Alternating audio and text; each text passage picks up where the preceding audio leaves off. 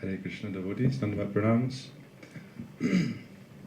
So I remember growing up hearing many times, well, I was there, but later, for many years, we would hear the story of how Gurudeva came to New Braj, and part of the backstory, how we were discussing, should he come or not, what will happen, he'll come for a few days, he'll go back to normal. And we heard a lot the perspective of our community and how we experienced Gurudeva. I want to kind of adjust our perspective, not adjust, but give a different perspective of Srila Gurudeva and the Brajabasis, especially the residents of Braj, the land of Vrindavan, that were very familiar and close with Gurudeva. It's very interesting for me. Going away from New Braj for many years, and especially after the external disappearance of Gurudeva, spending, I would say, my life since focusing on the teachings and the life of Gurudeva. So getting a grasp of his perspective and the perspective that he gave to the Brajabasis. It's very interesting. I read it really recently. I was editing it. So this is a perspective that Gurudeva shared to his own first Brajabasis, you could say. In Mathura, Gurudeva lived there since 1954. And the culture of Braj is so thick there, so rich. So Gurudeva was sitting in Mathura in 1996 when he came back from his tour. And he described his first world tour. We published this as a series of books called Sri Guru Vani. So we're on the 5th volume of that, and then we have a series of books of all his lectures in every place he went. We're on volume 50 of that. So Gurudeva was sitting, surrounded by all the Mathura-basis, all the Brajabasis. They had all become Brajabasis. Why? Because for those who met a lot of Gurudeva's intimate associates there, they have so much Braj mood. And living there in Mathura for many years, they always will talk about, oh, New Braj? You've been to New Braj? You're from New Braj? Gurudeva had so much love for New Braj. So Gurudeva was sitting there and he said, I went to this one amazing place, beautiful community, so many amazing families and children. And it wasn't an ordinary community, it was a vibrant place immersed in the culture of Braj. And Gurudeva had so much deep mood. And you imagine, people were thinking, oh, Gurudeva, Mathura, Vrindavan, this is the best. But Gurudeva came back and he glorified this place. And what was the glory of this place? Then he glorified Srila Bhaktivedanta Swami Prabhupada. And the perspective of a Brajabasi, Gurudeva is an eternal Brajabasi, but also this, that in the West, we're very immersed in this culture, so we kind of like, oh yes, Radha and Krishna and Vrindavan. But for a Brajabasi sadhu, to see in the West people of all backgrounds, of all cultures, of all previous religion, affiliations, and so forth, fully adopt and embrace that culture and love and the moods of Braj is so special. And so Gurudeva was appreciating Srila Bhaktivedanta Swami Prabhupada and how he created this miracle to transfer the love and devotion in his heart from his Guru Parampara into the hearts of the Westerners. And how special that is. There are many Hindus in America, and that's very glorious.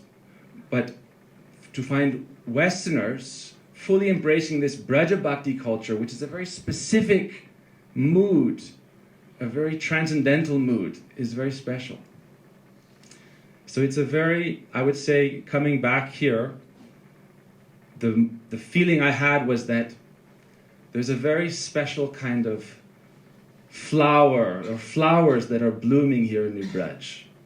Very special flowers that are blooming. And what are those flowers? And what are the seeds? We can meditate on this. But now I'd like to bring it forward to what Srila Gurudeva gave. Already there was something here. Otherwise, Gurudeva would not speak like that. Srila Prabhupada, what he gave us, this is very potent, special, and powerful. Srila Prabhupada is also Brajabasi. And so Srila Gurudev came and he said, I've come to go to those tirthas, those places, and to take the dust of those places of my very dear bosom friend and Shiksha Guru. When Srila Gurudev came, every year, it was like, from my experience, and I'm sure I share it with many here, Gurudev truly transformed this place for that week into a spiritual planet, practically. It was like this little certain mile area became Braj, and therefore it is new Braj. And hear how he spoke for 1 week without any distraction. For example, I know from Kartik Parikrama, Navadvip Parikrama, we're always traveling, and it's a very special activity in sadhana, but sometimes we become exhausted and tired, and there are many speakers. But to hear how Gurudev, if you go through the series of his katha in this place, what he presented in such a calm, peaceful manner that it really was imbibed in the hearts of the devotees. He planted that special seed of a desire and an aspiration that we know, Tavevasmi, Tavevasmi. But he gave that, and he created such a powerful culture here that its presence, its potency it's very thick. One thing about Harikatha is there are so many people who can present very nicely the conclusions of our Gaudiya Vaishnav Parampara. But Harikatha is a potency, not information.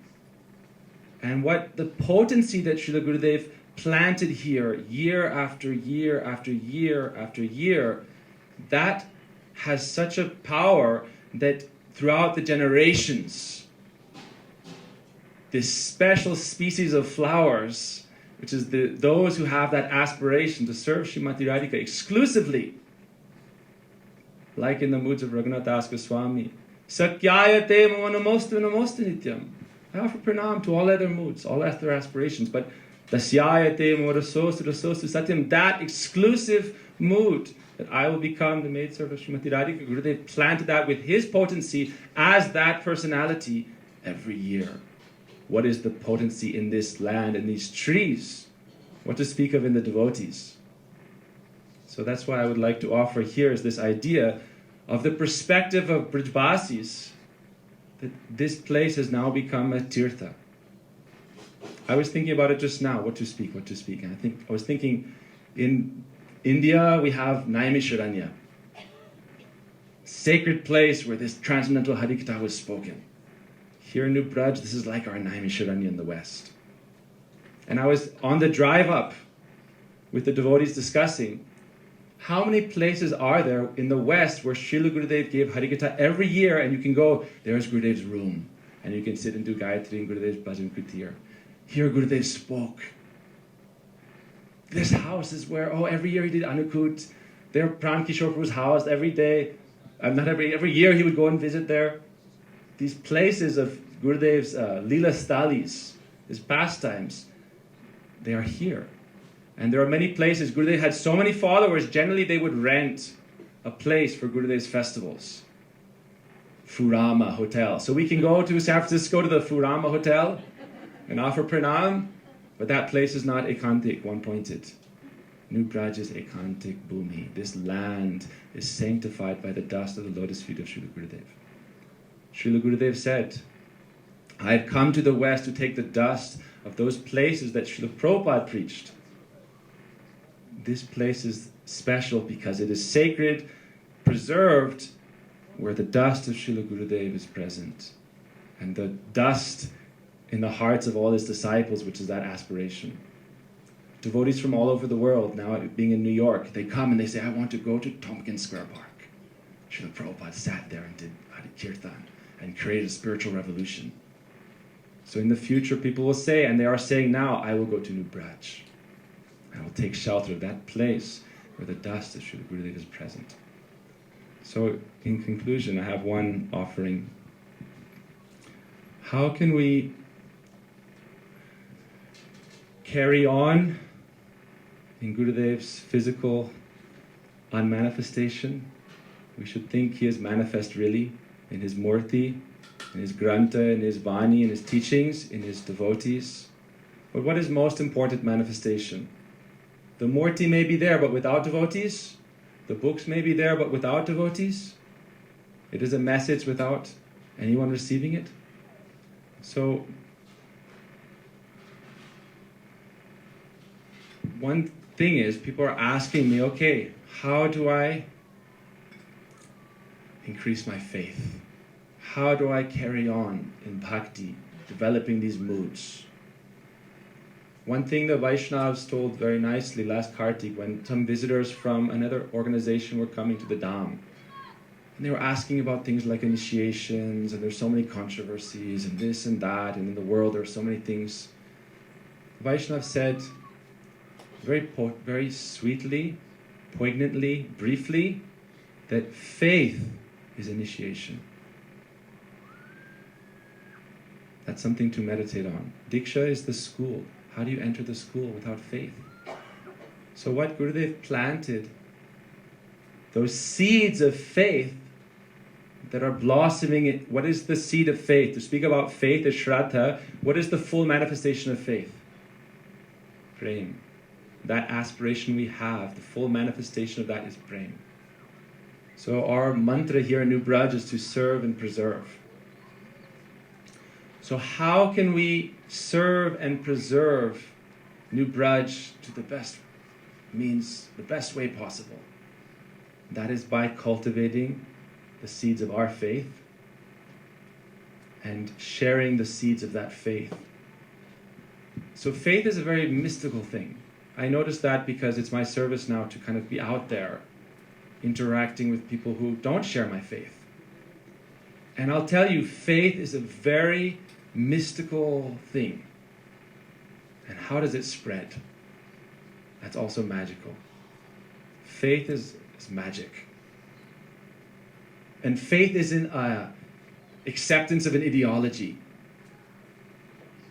Faith is something more deeper, magical. Faith is the seed of the highest aspiration, the highest blossoming of that divine love, the service of Srimati Radhika. That seed is faith. How is that seed planted? When we say Guru plants that seed, Bhakti Lata beads, that seed is faith. How do you plant that seed? The seed is planted by the fruit. The seed comes from the fruit. How can you have a seed without a fruit? What is the fruit? Prem. Who plants the seeds of faith? Those who have prem. Those who have pure bhakti, who have love. Gurudev planted those seeds of faith here because of his pure bhakti, Braja Bhakti. The faith that he planted is so strong. I wouldn't, for any of us, we are part of a religion, we're part of an organization, we are part of an ideology, we have adopted that. No, by the potency of Gurudev's pure love, his presence, his personality, we have faith in that ultimate reality that he is showing us. That idea, that conception of that land of Braj where Radha and Krishna are eternally performing pastimes, and the desire to go there and to be with them. That faith he planted here by him possessing that experience in that place. He is there. He has that fully blossomed fruit of divine love, and now he's planting the seeds of faith. And he has planted the seeds of that faith here in New Braj every year, year after year. Now the question is, over time, sometimes faith wanes. So what is our service? How can we carry that faith on to the next generation and the next generation and the next generation so that we can continue to serve and preserve New Braj? That is our meditation. How can we carry on that faith, the seed of the faith that Gurudev gave? Without relationship and faith in Gurudev is not possible, because Gurudev is the manifestation of that divine realm. We don't have faith in the conception here. I can say it for myself. I have no faith in the conception here. I have faith in my Guru. I have faith in Srila Gurudev and the Vaishnavas. I have faith in their conception because I see it living in its manifestation, the embodiment of Sri Guru and Vaishnavas. So our service, we may not have Krishna Prem, but if we have Guru Bhakti, love for Gurudev, and devotion to Srila Gurudev, that is our link to the spiritual world. And so if we have that love for Srila Gurudev, devotion for Srila Gurudev, faith in Srila Gurudev, then we can serve in the transference of that faith into others who do not have faith, simply by our Guru Bhakti and our Guru Nishtha. We may not have Krishna Prem. We are not pure devotees. I am not pure devotee. Very fallen, conditioned soul. But what has Gurudev given? By faith in that, faith, without pure love, you cannot create faith in anyone. So where's our love? Our love is in our Srila Gurudev. Because he gave us that conception, and we understand that that conception is real by him. Because he was not a preacher, a lecturer, a teacher. He was the maidservant of Srimati Radhika. He is the maidservant of Srimati Radhika. We are his children. They have this understanding. We don't have this faith. We have this understanding that Srila Gurudev is the maidservant of Srimati Radhika. And if we can cultivate that faith. Now the danger is that, what is the danger? Quarrel, argument, dissension. Kali Yuga is the danger.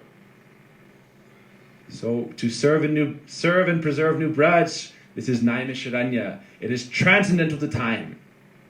The influence of Kali Yuga cannot enter this sacred space here, this pavilion. And then gradually going out from this pavilion. No Prajalpa, no Gramya Katha, no Kali Yuga Katha. No vaccine Katha, no COVID Katha, no politics Katha, no Trump Katha, no Biden Katha, no BS. This pavilion is Braj Bhakti place. No Kali Yuga is here. Politics at the Daba.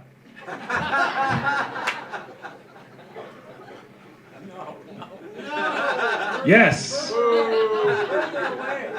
Politics on Esham Valley Road. Politics buried beneath Dry Creek. No need.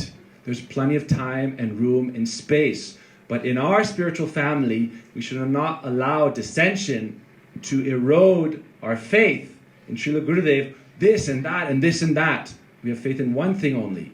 That exclusive Bhakti Gurudev came. Everyone will have a different opinion. Why? Because everyone has different personalities. This is all Dristvai Subhava, material perspectives that are contaminations on our material forms and figures that have no relation to our Atma. So this Naimisharanya is a transcendental place. This pilgrimage place, this pavilion is Gurudev's Braj Bhakti Katha and nothing else. Then we can nurture and cultivate that faith in ourselves, water the seed of that faith. So we've come here to this place for 1 week to water the seeds of our faith. Even the trees that are plants, they need water. You may be a tree with flowers, you still need water. That water is Gurudev's Harikatha, like we are hearing every day. And our Guru Bhakti, if we have that, then that can carry on through the generations. That is our service. Hare Krishna.